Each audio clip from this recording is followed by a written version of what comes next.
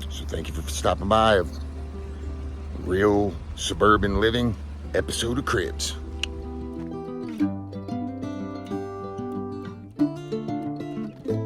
Okay, so yeah, welcome to my episode of Nomadic Living 101. Real suburban living, not that suburban living you got going on at home. Yeah, so it's Monday. I've been out here for a week. I think I left last Sunday, so like 8 days. And it's been challenging. So, I lost my wallet in the truck the first night, and of course I've misplaced other things since then, a headlamp again, my spoon, 2 power banks, which I've found all these, but yeah, it's just been really difficult to like kind of sort through and get orientated to what I need and what I don't, and where I'm putting things, and where, I'm trying to get a little bit of a system, and but I also lost like, I think it was around $85 in cash, and because I pulled 100 out before I left, and I had it in my pocket with maybe $35 or $40 more,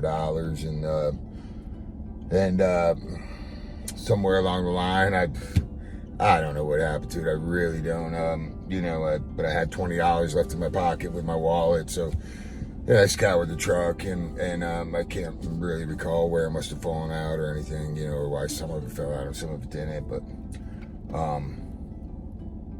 yeah. And then when I pulled up to meet Glitch the other night in Dahlonega, the hotel in Dahlonega, I got out to give him a hug, and I left my car in park and drive, man, and luckily I didn't hit anything, and then a couple other escapades, but that's the price you get for being me. And I know it seems like I'm a real like doofus, but and I kind of am, but this is actually me trying to be responsible, and I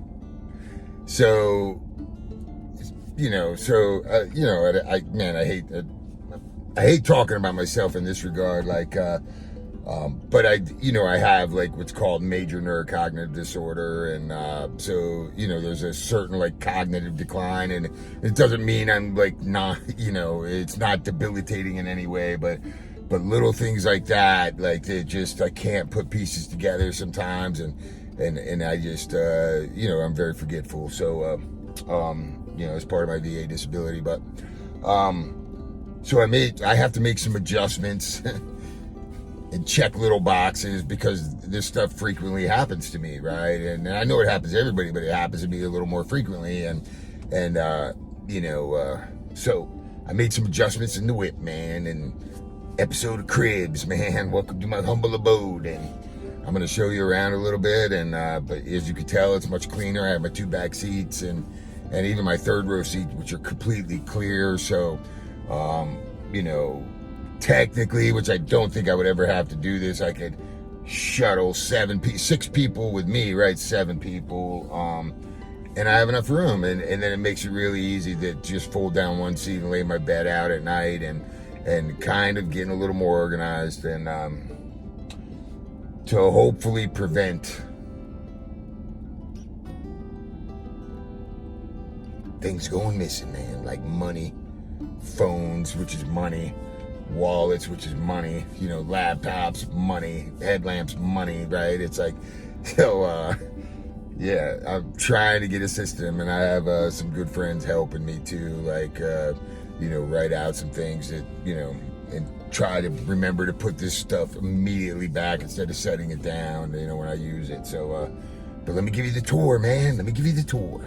Hang on. Okay, so we'll start right up front here. The first thing you will notice is my dashboard, which is pretty clean. I have a couple of lids up there, a couple of hats, man, that slide all over the place. But I do have my my phone holder, so like I can, you know, be driving and I could, you know, it could face me and whoever's in the car and have a conversation, or I could turn it up front and show you guys where I'm going. I probably need to adjust it a little bit so the little knobs isn't in the way when I'm driving, and then I have to screen it. Sometimes it's over there, but work in progress. Okay. Handsome dude in the mirror. Right here in my center console, I have 2 power banks like charging right now, with the car running or phone charging. I have a couple of USB ports. There's some sunglasses, the trusty old water. I still have places over here on the passenger door that are empty. But before we get that far, let's go on my center console. Oh, I got some carrots that I'm chewing on because I'm on a diet. Because it turns out, you know, I need to be. I found out I'm insulin resistant, so, you know, my diet has to drastically change, which means that's why I didn't lose any weight on the Appalachian Trail, but I put some on as soon as I got home, and, you know, you're hiking that much and you can't lose any weight. I'm apparently insulin resistant, among some other things. You know, I have mild emphysema, even though I don't smoke. I quit a couple years ago, but COPD, it's amazing that I even made it. But anyway, this is my center console. I got a medicine there, some Tylenol. I keep my vitamins right here. That Thrive is very, who I hiked with last year, she's very, yeah, man, she takes care of me. She makes sure I take my stuff and helps me out with a lot of my forgetfulness. So, in here, my trusty eyeglasses, because I got 3 extra sets here, some batteries, some more like, I'm vitamin D deficient, so a lot of vitamin D and D3 and K2. Yeah, I have an extra set of keys down there. I have a couple of screens for my iPhones. I have 2 different iPhones. I have a 14 Pro Max and then a 14 Pro, and they get scratched up pretty bad out here, so I'm constantly changing the screen so that I can provide a better picture than maybe I did on the Appalachian Trail. So that's not the exciting stuff, though. The carrots, really exciting. Yum. Down here, I have some more of my power banks. And as you can imagine, one of the things I lose quite frequently is eyeglasses. So I have 2 pair here, and I have a couple pair in there. And, yeah. And in my door, I have 2 headlamps that I keep right here in this pocket for nighttime. That's some baby wipes I use to wash up, some hand sanitizer, some mouthwash, and some TP.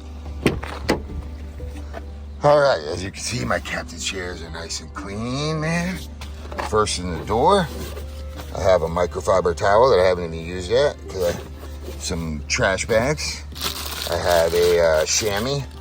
I have a little broom to sweep up. I have a scale that is a piece of crap, and I bought a really cheap one out here, but it doesn't work.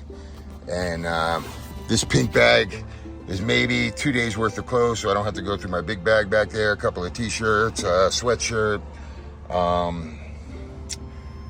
some underwear, some socks. This is my toiletry bag, and that is my laptop bag, and I have a couple of tripods. But even my 3rd row seat is clean, right? Pretty cool, man. I have a couple of little handheld flashlights right there, and my books are right there too. So I put this trailer, this hitch had been on there, but I filled this bag, and I have my 2 backpacks in there. I have a ULA Ohm 2.0 that I summited with, and then I have a Osprey Exos, I think it's like 38 liter backpack that I don't have a slack pack or a day pack, so, you know, I brought that just in case. But I put them in there in some compactor bags to double seal them, and then, you know, there's some extra Trail Magic stuff in there, like some sodas and water jugs and a camp chair that I probably will never use. I don't know where I brought it, and a little folding table to put my laptop on if I'm doing some workout in the wilderness, man.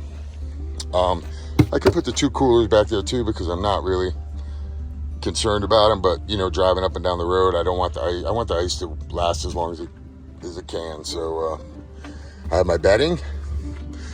This black bag is my pillow, my bedroll, my sleeping bag or my sleeping quilt, and, you know, another blanket. So it's all bedding related stuff.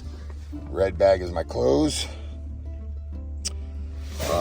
This little box is like a junk box of flip-flops and an extra pair of shoes and, you know, a couple odds and ends. This is my dirty clothes. There's a couple of towels in here. My food bags are underneath there as well, and that little blue bag. Glitch left it in my truck. Gonna make him dance, man.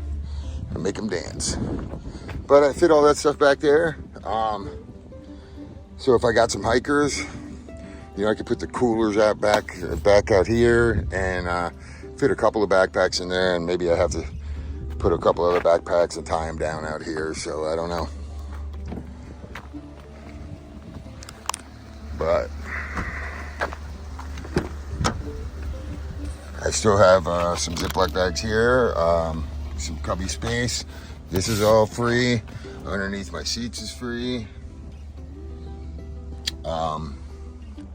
Yeah, that blue bag is a food bag.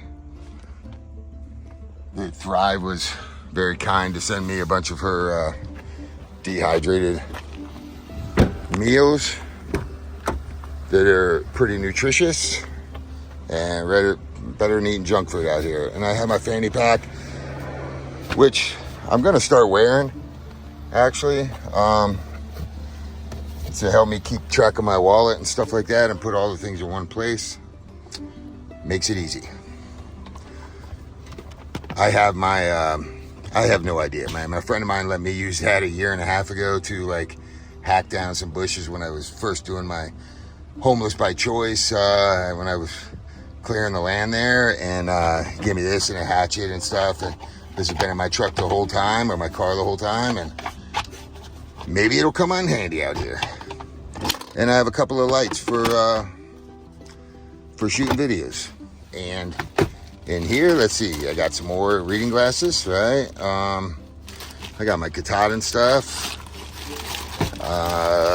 And I actually always carry Narcan, a couple things in Narcan, because, you know, I'm in recovery, and you never know when you're gonna need that stuff. But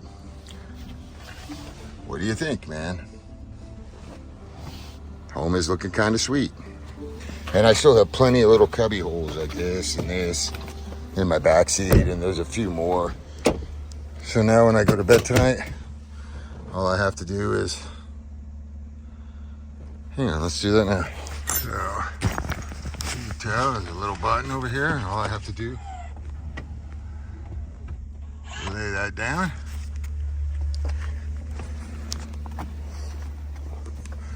And I have from there all the way to here, lay my mattress out, and I'm good to go. Okay, technically I don't even have to take the cooler out, and it's not as messy. Home sweet home. So thank you for stopping by of Real Suburban Living episode of Cribs.